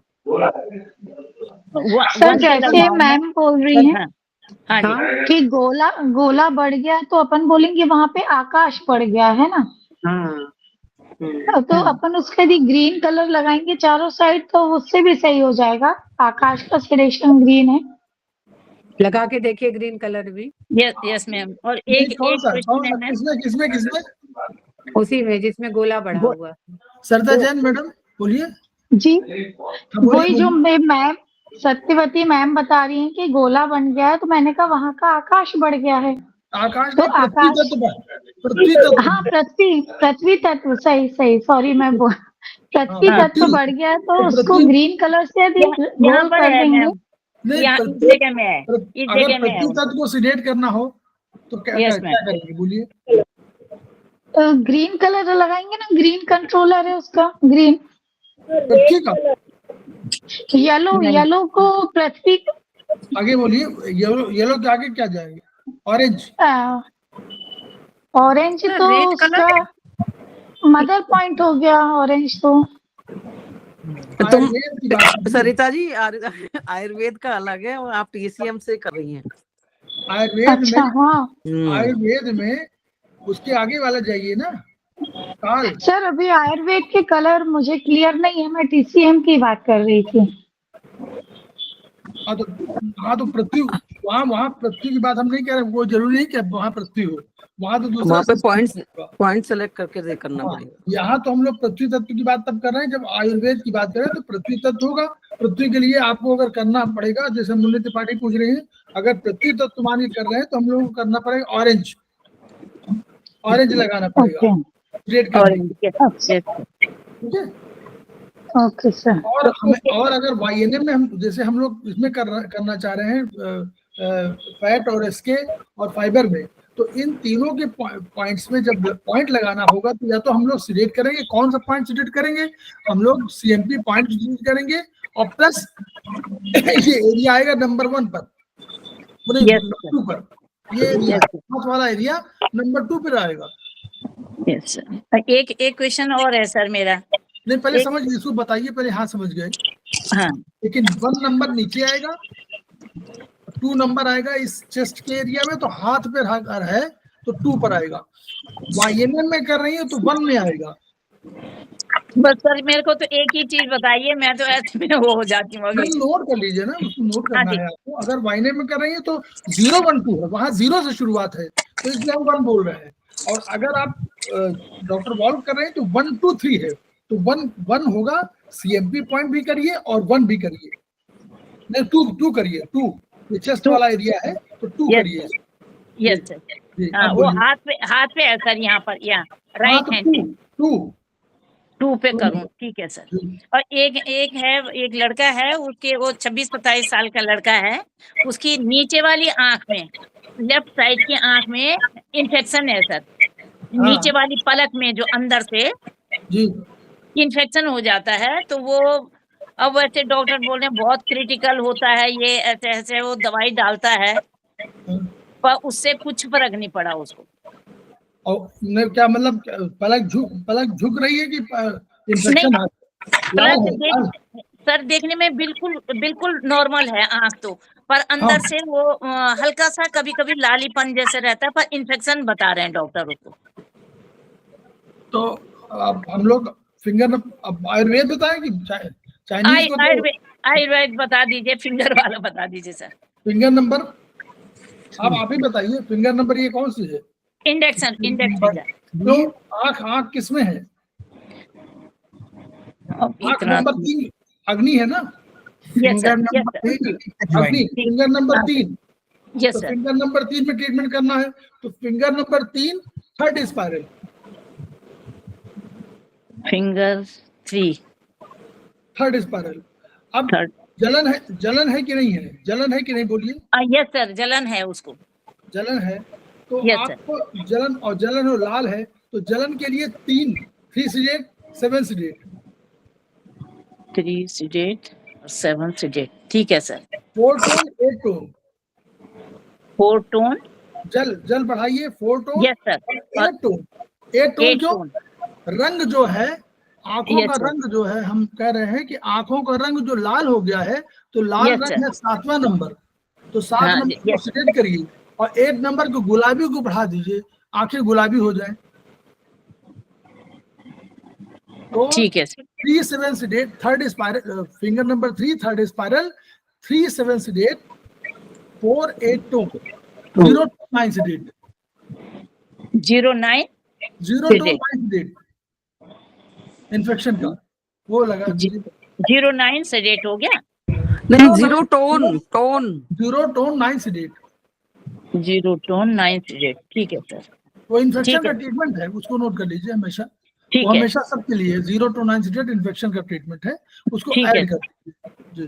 जी ठीक है सर। सर। सर इसको और जो पलक एक क्वेश्चन डाउन हो और गई है, है इसको सर। क्या कहते हैं इंग्लिश में मैम? सर जी इंग्लिश मैं, में हाँ क्या कहते हैं अनिता मैम बोलिए। मैम? सर मैम जो प्रॉब्लम बता रही हैं उसको इंग्लिश में क्या कहते हैं सर? पोटोसिस? नहीं प्रोसेस नहीं बोल रही ना वो। अच्छा टोसिस तो होती तो बल्कि ऊपर वाली जो है बिल्कुल नीचे चली जाती है, वो बाहर जाता, तो उसको टोसिस का आपको मिलेगा। आंखों वाली जो किताब है 18 टिटाइज 18 बहुत बढ़िया मिलेगा। सर वो 10 में भी मिल जाएगा, टिटाइज 10 में भी आईज का ट्रीटमेंट। हाँ सर वो 6 एक पेशेंट और है सर कि उसकी आंखें जो हैं, उसकी पलकें झुकी हुई हैं। हाँ वो स्प्लीन डिफिशिएंसी का पॉइंट है, वो स्प्लीन हाँ। का सिंकिंग का पॉइंट है। उसमें कल बताया गया था आपको कि हाँ जी, हाँ जी। स्प्लीन सिंकिंग का पॉइंट लगाइए उसमें। अच्छा ठीक है। देखिए स्प्लीन डिफिशिएंसी पॉइंट जैसे मैडम बता रही थी कि स्प्लीन डिफिशिएंसी के पॉइंट बीच बीच में लगाते रहिए, सबको स्प्लीन डिफिशिएंसी है। ठीक है सर, ठीक है। चेहरा अगर चेहरे की स्किन लटक रही है तो चाइनीज में सिंकिंग या डिफिशिएंसी। Yes sir. पेट लटक रहा है तो डिफिशिएंसी। कोई भी चीज लटक रही है, दांत यस सर। जबड़ा नीचे की तरफ आ रहा है तो यस। डिफिशिएंसी है ना। मांस लटक रहा है, कहीं का मांस लटक रहा हो तो डिफिशियंसी। तो Yes, ऐसे ऐसे मुझे ऐसे समझना शुरू करिए कि वो कह रहे हैं कि prolapse of any organ any को हाईलाइट करिए। एनी स्किन भी ऑर्गन है, स्किन भी Yes, sir. कोई चीज है, चाहे टिश्यू हो चाहे ऑर्गन हो, उस सब के लिए वो कह रहे हैं।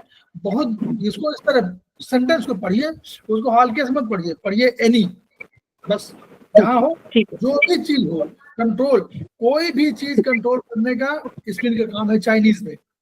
तो अगर रक्त बह रहा हो, ब्लीडिंग हो रही हो, एनल Yes. ब्लीडिंग हो, नोज ब्लीडिंग हो, कहीं से मुंह से आ रहा है ब्लीडिंग हो रही हो, अंदर रक्तस्राव हो रहा हो, तो कंट्रोलर कौन है? स्प्लीन। स्प्लीन।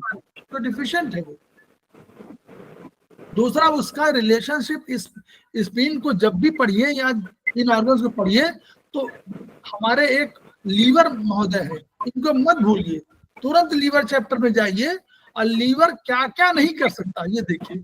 लीवर अटैक कर देगा, लीवर ऊपर चला जाएगा, लीवर कर देगा। आप बहुत चीजें देखिए, लीवर जो है शायद किडनी पे अटैक नहीं कर पाता मुझे लगता है, अदरवाइज सब अटैक करता है समय से। जब भी एसिडिक चीजें बढ़ेंगी, जब भी फैटी चीजें बढ़ेंगी, तो वो अपना आपा खो देता है। मान के चलिए, हाँ, हम उसको अपनी सरल भाषा में कह रहे हैं, ऐसा नहीं लिखा हुआ है कि आपा खो देता है।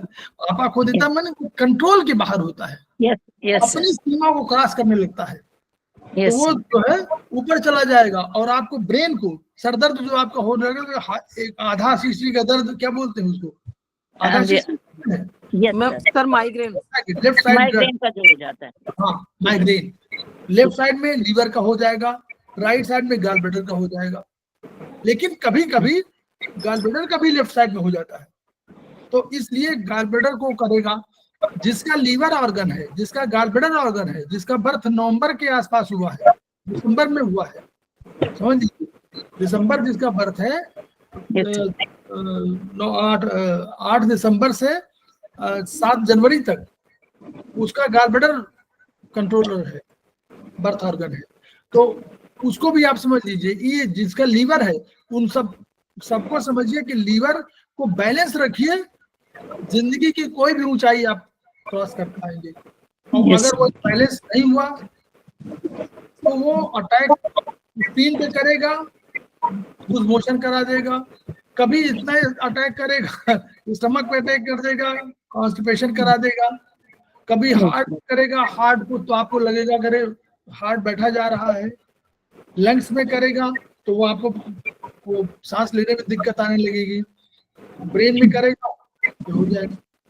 और दूसरा जो थंब रूल है, स्टमक हीट बढ़ने मत दीजिए, बस कोई भी चीज खाइए पानी से बैलेंस कर लीजिए। चाय बहुत जो लोग पीते हैं वो 1 ग्लास पानी पहले जरूर पी ले, ताकि जो है, जैसे कुछ लोग चाय के बहुत आदी होते हैं, सवेरे चाय से शुरू हो गया तो पानी पी लीजिए, तब चाय पीजिए, फिर दोबारा कहीं चाय पीना हो आपको फिर पानी पी लीजिए, तो करिए ताकि बैलेंस होता रहे।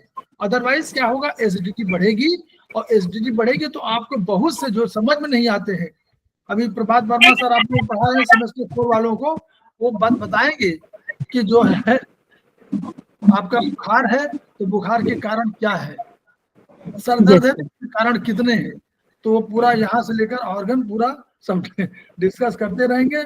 और एक प्रश्न पूछ देंगे कि हमारा प्रश्न बता दीजिए। अब वो प्रश्न जो है आप 10 दिन तक वो प्रश्न का उत्तर ढूंढते रहेंगे, मिलेगा नहीं। अभी हम लोग अभी 4 ग्रेन खोज रहे हैं।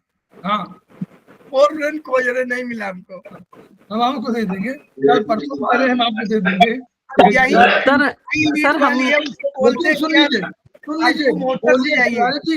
बोलिएगा नहीं, मैं आपको बता दूं, आप सही बात है, आप उनको उत्तर मत दीजिएगा भले आप जानते हो, क्योंकि जो उत्तर आप देंगे वो तुरंत काट दिया जाएगा, फिर भले वो उत्तर सही हो बात। सुन लीजिए सर, सही है सर, डाइजेशन पे पूछे तो क्या बनता है, तो मैंने बोला अमीनो एसिड, फैटी एसिड और ये नहीं ब्लड बनता है, तो मैं चुप हो गया। आप जानते भी हो तो बोल दीजिए सर इसका उत्तर कहीं नहीं मिल सकता है, आप बता दीजिए, फिर वो बताएंगे नहीं। सर मुझे एक और प्रश्न पूछना है सर। जी बोलिए। आप सर मैं कभी कभी कोई प्रोटोकॉल लगाती हूँ मैं सर, तो मैग्नेट अगर सिडेशन करती हूँ ना तो मेरी फिंगर्स पे ऐसे निशान बन जाता है जैसे ये SP6 पे बना हुआ है सर, आप ये देखिए सर मैग्नेट पर मैग्नेट से, और सर इरिटेशन होता रहता है। तो मेथी कर लीजिए।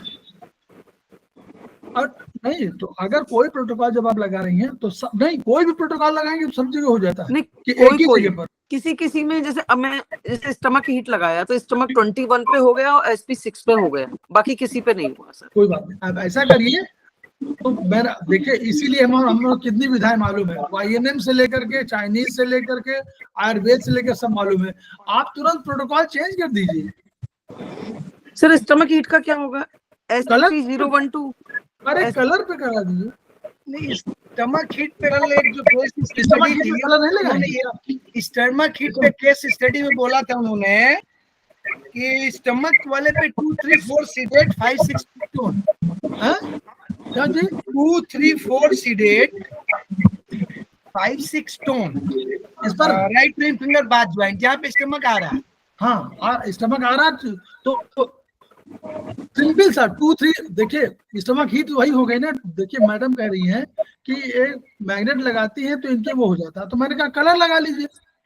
अदरवाइज स्टमक हीट, स्टमक का मतलब ये हुआ अगर हम लोग चक्कर की बात कर रहे हैं सेमेस्टर 5 में ही। सर पीछे म्यूट करवाइए ना, बैक साउंड हो रहा, आपकी आवाज नहीं समझ में आ रही। किसका आ रहा है? सत्यवती मैम आप ही करो, मैं भी उनका करूँ। बंद है, उनका बंद है, सत्यवती मैडम का बंद है। तो हाँ तो इसका तिवारी जी देखिए इसमें क्या है, सिंपल सा हीट का एक स्टमक का पॉइंट हम लोग मालूम है। हमने कहा था कि अगर कोई नहीं मालूम है तो ज्वाइंट तो मालूम है हम लोगों को। प्लेसिंग हम कोई नहीं कर रहा है, स्पाइरल नहीं कर रहा है, तो ज्वाइंट तो मालूम है। और हमको पहला हमारा प्रोटोकॉल है 2, 3 सीडेट 1, 4 टोन। पहला प्रोटोकॉल नंबर 1 इस सिस्टम से चलिए। Number 1 protocol. Number 2 protocol 200 mg की दवा दिया, अब नहीं असर कर रही, तुमको 300 mg की देना है। तो दूसरा प्रोटोकॉल 2, 3, 4 सीडेट 5, 6 टोन। ठीक। फिर आपको और कोई लगता है तब फिर और आगे एनर्जी में जाइए। ठीक है, एनर्जी बढ़ाते जाइए, उसका अनंत है। अब वो एक दिन कोई अलग से जब आप लोग करेंगे ऐसा मत, जो एक दिन सबकी पहले इंट्रोडक्शन केवल सेमेस्टर 1, फिर सेमेस्टर 2, फिर सेमेस्टर 3 के जो क्वेश्चन हो जाएंगे, फिर सेमेस्टर 1, 2, 3, 4 सब एक जनरल उसके लिए, ताकि आप ही से डिस्कस कराएंगे कि कैसे आप आयुर्वेद में प्रोटोकॉल बनाइए। खुद आप बताओगे, हम नहीं बताएंगे, हम आपको हिंट देते रहेंगे, आप बताते रहोगे। सर तो वो जो इक्वलेंट है इसका, और वो अब 4 पॉइंट लगाएंगे इसमें, तो उसमें तो 7-8 पॉइंट होते हैं सर। कहा किसमें 7-8? वो हर का अलग दृष्टिकोण है ना। जब आयुर्वेद की बात करें तो आयुर्वेद, ये चक्रा थी, जो चक्रा भी on the basis of Ayurveda है। 2, 3 सीडेट तो है नहीं सर, ये तो ठीक है, पर बस जनरली हम कर रहे थे सर, जनरली गम प्रॉब्लम जब होती है किसी को तो हम स्टमक हीट वो ही चाइनीज वाला ही लगाते हैं, तो वो इसमें वर्क करेगा सेम? हाँ क्यों नहीं करेगा। ठीक। फिर आप सर इसमें सर 4 क्यों आ रहा है सर? 2, 3, 4 seeded 5, 6 tone. हाँ वात और पित्त दो क्या है? वायु 2 वात, हीट, वात 2 वात है। हाँ 2 वात है, 3, 4 पित्त है। ओके। तो वात पित्त दोनों की स्थिति को हमने क्या किया, उसको सिडेट कर दिया और कफ को बढ़ा दिया। तो एसटी जॉइंट पे जाके कर दें मैम सर, एसटी जॉइंट पे जाकर के कर लें फिर। हाँ नहीं करना चाहती है और सुन लीजिए, दोनों चीज प्रोटोकॉल बहुत है। इसमें करना हो, नहीं करना चाहती, stomach finger number 5 5th spiral. अच्छा, अरे जो आप कहिए बता दें आप। 5th वर्टिकल हमारे पास तो प्रोटोकॉल, आप बताइए, आप ही बताना है, हमें नहीं बताना, हमने आपको बता दिया। और नहीं समझ में आ रहा, समझ में नहीं आ रहा। वर्टिकल पे इफेक्टिव होगा सर। एक चीज ये फिफ्थ हॉरिजेंटल जैसे स्टमक हो गया या फिफ्थ वर्टिकल हो गया। तो Vertical. फंक्शन के लिए हम लोग वर्टिकल की बात करेंगे, तो Vertical. वर्टिकल ज्यादा इफेक्टिव होगा हाँ rather than horizontal. Fifth vertical, fifth और स्पाइरल, स्पाइरल सबसे अधिक इफेक्टिव होगा, अधिक फिर उससे वर्टिकल। तो फिफ्थ वर्टिकल या फिफ्थ स्पाइरल और यही प्रोटोकॉल। 2 3 4 और नहीं समझ में आ रहा मुन्नी त्रिपाठी, आप लोग भूल गए, सत्यवती जी सब लोग भूल गए, कोई बात नहीं, क्या हुआ आपके पास ये थंब मालूम है शरीर, इसमें zero vertical, finger number 0 vertical, ये तो याद रखेंगे, 0 तो याद ही रहेगा हमेशा, शुरुआत है। Yes finger sir. Number 0 vertical, यही प्रोटोकॉल। और दूसरा finger number this one fifth vertical, यही protocol. Finger number 5 fifth vertical, यही प्रोटोकॉल।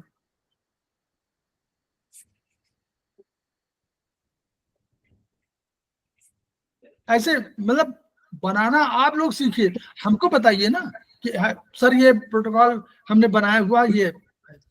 हाँ सर, क्यों? वही है ना, अभी वो विजन नहीं बन पा रहा है सर एक्चुअली। अरे क्या बात है, क्या इतना विजन बना लिया आप लोग। ये भाई हम नहीं, प्रोटोकॉल तो 10 बार चर्चा हो चुकी है। 2 3 हाँ हो चुकी है, सही बात। बिल्कुल सही है, कभी हम हैं कभी नहीं है क्लास में, ये भी डिपेंड इसकी करता चर्चा है। तो बहुत हुई है। हम्म। निकल जो कोई बात केस हिस्ट्री था सर, उसमें भी उन्होंने डाला था ये। एक्चुअल में आपकी क्लास में होती है, ये डिस्कशन होते हैं नहीं, सर। धीरे सही है। धीरे धीरे सब सीख जाएंगे, सब लोगों को सीखना है। हम लोगों से, मैडम से श्रेष्ठ बनना है तो हमसे तो श्रेष्ठ बनेंगे ही, मैडम से भी श्रेष्ठ बनना है, और जब बन जाएंगे तो मैडम को भी अच्छा लगेगा कि बहुत बढ़िया हो गई, सब लोग प्रोटोकॉल बनाना सीख गए तो सब लोग हो जाए, यही तो हम लोग चाह रहे हैं। सर इसीलिए ये कोई स्केल नहीं है जो अपन उनसे श्रेष्ठ बनना है, पर अच्छा बनना है, बस नहीं, सब कुछ जान ना जाए ना सर। ना ना ना, देख ऐसा ना, जो अब देखिए मैडम तो गुरु है, गुरु को हमेशा प्रसन्नता होती है कि उनका शिष्य बहुत वो हो जाएगा। एग्जैक्टली सर, बट फिर भी तो नहीं भाई, तो अच्छी बात है, ये कोई बुरी बात नहीं, ये तो हम लोग गर्व की बात है, ये तो हाँ सर, मैडम के पर लिए किसी गर्व को की बात होती कि जो है किसी उनके पढ़ाए हुए शिष्य को कहें कि ये हमने पढ़ाया था। हाँ सर, पर किसी को बीट नहीं करना है, बस हमें सब आप तो चीज बंद सीखनी म्यूट है। है मैडम, म्यूट है मैडम। सर मैं आप एक बात पूछ फिर जाना है मुझे। ठीक है, अगर सर फेल हो गया ना तो टीचर अपने आप फेल हो जाता है। जी हाँ सरिता जान बोलिए।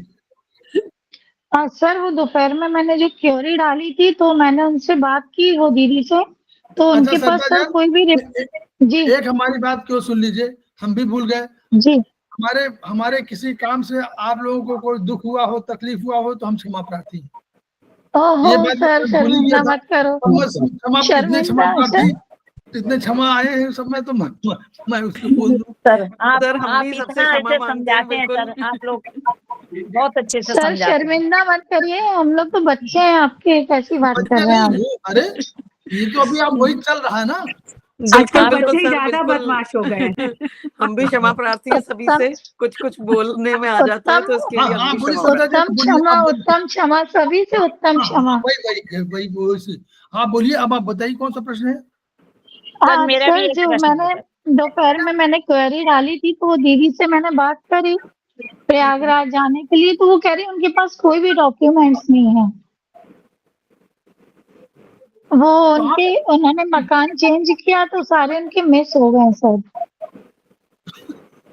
कौन, जो वो किताब आ रही थी आपकी? हाँ जो मैंने दोपहर में डाली थी कि उनके दोनों साइड के ब्रेन में ब्लॉकेज हैं, पैर में क्रैम्प्स आते हैं बहुत ज्यादा, इतने ज्यादा क्रैम्प्स आते हैं कि उनको रोने ही लगते हैं वो, और बीपी उनका हाई रहता है हमेशा। कहाँ पर है वो? यही मेरे नेबर हैं। अच्छा, तो उनके पास कागज वो वहाँ प्रयागराज जो आपने रेफर नहीं किया? जी सर। उनको प्रयागराज रेफर कर दीजिए, बड़ा केस है। तो सर उनके पास डॉक्यूमेंट्स कुछ भी नहीं है। कुछ नहीं बता तो जब बताएंगे कुछ तो बताएंगी, जैसे हम तो लोग बता वहाँ पे तो सर भेजना पड़ते ना, डॉक्यूमेंट्स भेजना पड़ते वहाँ पे फिर। हाँ तो नहीं, तो उनको प्रॉब्लम तो कुछ मालूम होगा कि ये प्रॉब्लम हमको है। हाँ तो ठीक है, फिर वहाँ उनकी बात करवा देते हैं फोन पे। ऐसा है ना, राजेश वर्मा सर है, उनका नंबर मैं दे दूंगा, नहीं उसमें जी। लिखा है हमारे ग्रुप में, तो आप उनसे बात कर लीजिए एक बार। रिपोर्ट, अगर रिपोर्ट नहीं है तो सिम्टम्स भेज दो, सिम्टम्स लिख करके पूरे वो सारी चीजें वो। हाँ सिम्टम नहीं, रिपोर्ट मांगेंगे ना, राजेश वर्मा सर रिपोर्ट मांगेंगे। अगर राजेश वर्मा नहीं होगा तो एक नाम और भी लिखा होगा उसमें आपको। हाँ, कमलिया जी का, है? कमलिया जी का। हाँ, आलोक कमलिया साहब को बोल दीजिए। सत्याजन, आलोक जी आलोक सर। कमलिया बोलिए, राजेश वर्मा साहब को जी मत, सर। राजेश वर्मा साहब को मत बोलिए, क्योंकि फिर सही बात है, हम लोग, मैं कह रहा हूँ, दूसरे लोग दो चार लोग कह रहे हैं कि बोलिए नहीं उनको, क्योंकि दिक्कत होगी आपको, तो फिर वो और भी आप अनाट होंगे। अमित केसरवानी को भी बोल सकते हैं। हाँ अमित केसरवानी नहीं तो नहीं, अगर कोई नहीं भले तो राम कुमार शर्मा सर है, उनको आप एक नंबर दे दूंगा, आप उनसे सीधे बात करिए कि हमको इलाज कराना है, कैसे हम कराएं, ठीक, हम दे देंगे आपको। जी सर। Okay sir, thank you sir. जी, ठीक। सर मैं एक क्वेश्चन मेरा और है सर। हाँ मैडम से, हाँ, आप लोगों से वो जी जी इसके सिर के जो है बाल के चकत्ते चकत्ते निकल रहे हैं, अब वो इन्फेक्शन उसके कान के अंदर भी दिख रहा है, कान के पीछे भी दिख रहा है, और आज से वो बता रही हैं कि मेरे को दर्द हो रहा है कान में अंदर, कान के अंदर, और इन्फेक्शन भी दिख रहा है उसको, जो मतलब बाल के जो चकत्ते निकल जाते हैं, पूरे बाल निकल रहे हैं और वहां पर खुजली हो रही है, उसको बहुत लाल लाल सा हो जा रहा है। मैडम ने एक बहुत बढ़िया पॉइंट बताया था उस दिन आप लोगों को, लीवर 2 लीवर 3 वाला, वो हर जगह काम करेगा। अच्छा सर। वो liver 2 sedate, liver 3 sedate, GB 13 sedate, GB 20 sedate, इन्होंने मैडम ने बताया था कि ये आपको ब्रेन के उसके लिए है, क्या कहते इन्फेक्शन के लिए, हैं? हाँ इन्फेक्शन के लिए नहीं, मैडम ने बताया था वर्चुअली ये किसमें था वो दर्द के लिए नहीं था वो, बल्कि कोई सी बीमारी के लिए था वो कान के अंदर दिख रहा है सर, वो जैसे फंगस नहीं हो जाती, फंगस देखिए, लग रही है उसको। High infection due to heat infection हुआ है, नंबर 1। नंबर 2, अगर कोई स्किन की है तो स्किन एलर्जी है, तो एलर्जी वाला पॉइंट मैडम ने अभी बताया है, AD1B, यस और सर, सर में है तो AD3, यस और सर, एक और बताया था मैडम ने, 1A भी बताया था। दूसरा जब करिए, किडनी 1 का ब्लैक कलर शैम्पू लोशन, इनका प्रयोग, नहीं वो नहीं, ऐसे नहीं करती सर, लोशन वगैरह कुछ नहीं लगाती है, बस चेहरे पर भी नहीं, सर पे भी नहीं, नहीं ना, बालों पे तो नहीं लगाती, चेहरे पर। और चेहरे पे तो अब क्रीम वगैरह लगाती होंगी, ऐसे तो कुछ नहीं पता। हाँ, तो स्किन कहाँ है, स्किन क्या ये नहीं है, हाँ स्किन हाँ, टिश्यू, स्किन टिश्यू है, टिश्यू माने यस सर, ट्रेवल करती है, कोई जब स्किन जो है सोख सकती है तो यस ट्रेवल भी करती है, तो यस AD1B, AD1C भी था, मैडम ने बताया था, और AD3, 3 पॉइंट तो उसके हुआ, किडनी Yes. 1 पॉइंट हुआ ब्लैक कलर, यस सर, 4 ये पॉइंट हो गए, और यस हीट, स्टमक हीट हटाइए नंबर 1, और लीवर को ट्रीट कर दिए, जब भी कभी इसको ट्रीट करें तो लीवर को भी ट्रीट कर लिया करिए, क्योंकि लीवर भी जिम्मेदार है इन टॉक्सिन्स को न निकाल पाने के लिए, तो कोई टॉक्सिन है तो ये, और अगर आपको लगे, इसके अलावा भी आप समझ लीजिए, आगे चलते, अगर आपको स्किन पे करना हो तो फिंगर नंबर 1 पे करेंगी ना, स्किन पर कर लीजिए, इसके मिडिल जॉइंट है, इसमें आपको कुछ करना है तो 0 to 9 सीडेट तो रहेगा ही, इसमें क्या इचिंग भी हो रही है। यस सर, हाँ, खुजली बताती है, रेड कलर का हो जाता है वहां पे, तो finger number 1, yes sir, middle joint, yes sir, 2-3 seeded, 2-3 seeded, 1-4 tone, 1 tone, yes sir, नहीं, आप 2 3 4 सीडेट कर दीजिए। 2 3 4 सीडेट 2 3 4 सीडेट 1 4 टोन। नहीं, फिंगर नंबर 1 बोला आपने। फिर से नोट करिए। फिंगर नंबर 1 मीन से इंडेक्स फिंगर, राइट, नहीं right, Right. Small finger, small finger Akash. Right ठीक है। Small finger. आप करिए मैडम 2 3 6 सीडेट 1 4 टोन। 2 3 6 सीडेट सीडेट 1 4 टोन। 1 4 टोन। यस सर, हाँ, ये करिए। Yes sir. ठीक है। 0 टोन 9 सीडेट करिए। 0 टोन 9 सीडेट हमेशा किया करिए। 0 टोन 9 सीडेट हम लोग बोलते नहीं है, उसको जरूर करिए इंस्ट्रक्शन में। ये वाला भी अलग से करिए, और वो जो पॉइंट चाइनीज की बता दिए वो करिए। ये टोन करना है सर। ठीक है, ठीक है sir. Thank you, thank you madam ने धन्यवाद। इतना बढ़िया बताया आप लोगों को, और पूरा Yes, sir. डिटेल्स 3 पूरी जो है आज खत्म कर दिया। जो लोग नहीं सुन रहे हैं वो उनको भी अवगत करा दीजिए कि वो सुने। आप जो लोग ज्वाइन नहीं किए हैं, मतलब हमारे यहाँ ग्रुप में नहीं है, उनको भी प्रचारित प्रसारित करिए, ताकि विधा का प्रचार प्रसार हो। और इस प्रकार हम लोग क्या करेंगे, जो हमारी विधा है वो पॉपुलर होगी तो हम लोगों को भी ज्ञान बढ़ेगा, उनका भी ज्ञान बढ़ेगा, और तभी हम लोग सार्थक सिद्ध कर पाएंगे अपने जो हमारा संस्थान है उसको each one reach one, each one teach one, each one teach one. इन्हीं शब्दों के साथ धन्यवाद। मैडम प्रणाम मैम, प्रणाम। नमस्कार सर, धन्यवाद, बहुत बहुत धन्यवाद सर। प्रणाम सर। आप बहुत अच्छे